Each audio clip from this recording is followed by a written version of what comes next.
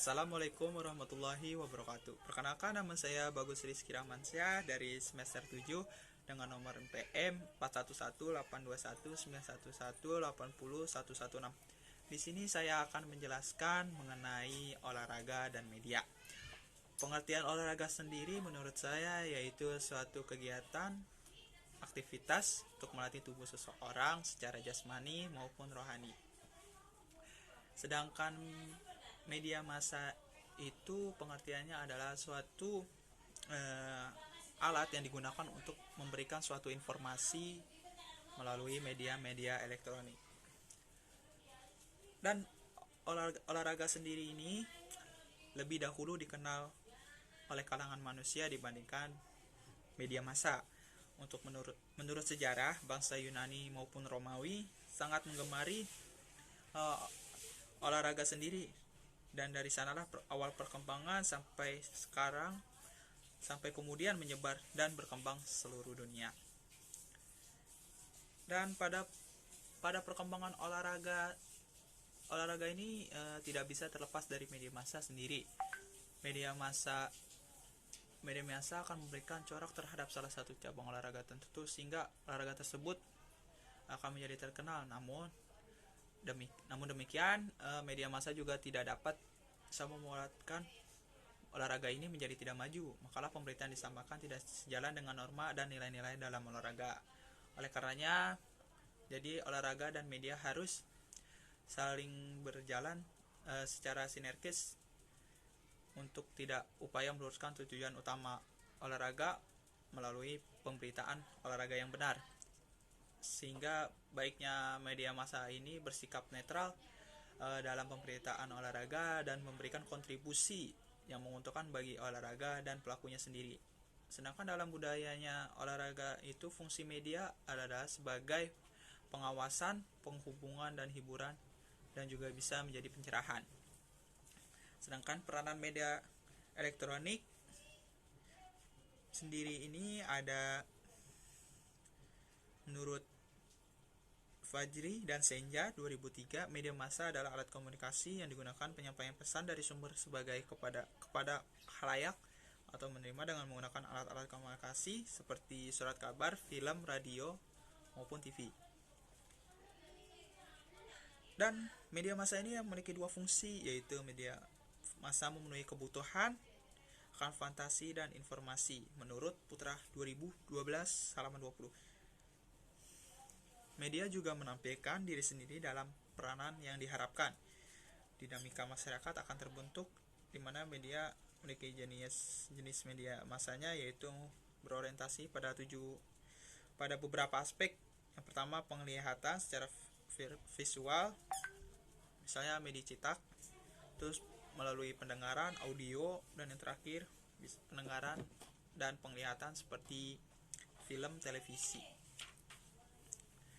Jenis-jenis media sendiri ini ada beberapa. Yang pertama ada media massa cetak atau print media. Biasanya media cetak ini bentuknya dalam lembaran kertas, yang biasanya itu ada koran, surat kabar, newsletter, lalu tabloid, ada juga majalah. Dan yang kedua ini ada media massa elektronik atau electronic media. Biasanya jenis media massa yang isinya disebarkan melalui suara atau gambar dan menggunakan teknologi elektro seperti radio, televisi, dan film. Dan yang ketiga ada media online, yakni media massa yang dapat kita temukan di situs-situs web, biasanya seperti bola.com, lalu ada goal.com, itu untuk berita-berita olahraga. Atau kalau untuk berita-berita seputar berita umum, biasanya ada di kompas.com, lalu ada di CNN, dan banyak contoh-contohnya. Lalu pengaruh media massa terhadap olahraga. Media massa dan olahraga memperoleh keuntungan dan kerugian, sehingga media massa dapat diterima secara luas oleh pelanggannya karena menyiarkan acara-acara olahraga. Olahraga punya pendukung atau fanatik sendiri karena yang diberitakan oleh media massa. Walaupun demikian, kadang olahraga harus menanggung suatu masalah yang timbul karena pemberitaan media massa. Dengan kata lain, menurut Chokli 2001 halaman 334 sampai 335, bahwa dapat hubungan resiprokal antara media massa dan olahraga. Keduanya saling berpengaruh terhadap yang lainnya dan kedua saling bergantung atas kesuksesan komersial dan popularitas yang diraihnya. Dan media secara umum, pengaruh media massa dapat dikategorikan menjadi 3. Yang pertama ada media massa berpengaruh netral kepada negara. Jadi menurut Chandler itu menyatakan bahwa televisi tidak mengaruhi gaya penayangan siaran, olahraga hanya merefleksikan nilai-nilai yang telah ada di dalam masyarakat.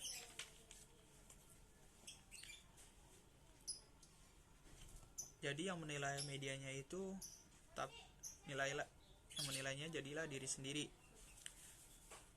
Jadi keberadaan olahraga tidak tergantung pada media massa, sehingga keberhasilan olahraga sebagai hiburan komersial jelas bergantung kepada media massa.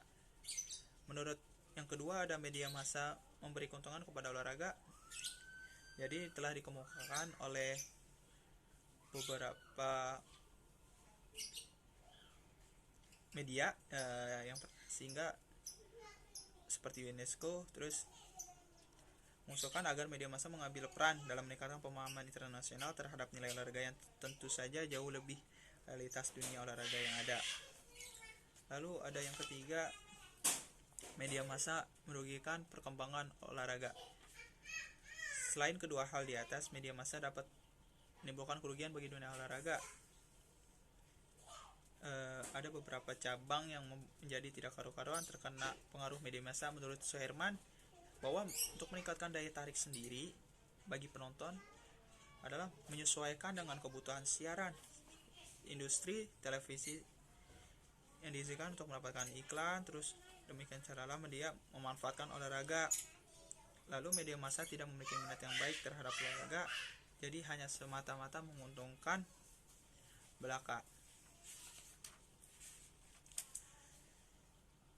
Jadi olahraga secara signifikan dipengaruhi oleh media massa dalam berbagai hal, seperti penjadwalan kompetisi, terus waktu permainan, perubahan peraturan, gaji pemain, tayangan olahraga, dan persepsi terhadap tim dan pemain. Alted and Snow. Menurut Alted and Snow dalam West Suherman 2010, nyatakan bagaimana pegangan Nasir mengatur jam pertandingan suatu turnamen bulu tangkis tingkat dunia agar sesuai jadwal atau biasa prime time, jadi waktu tayangan utama. Mungkin itu saja yang dapat saya jelaskan, kurang lebihnya mohon maaf. Wassalamualaikum warahmatullahi wabarakatuh.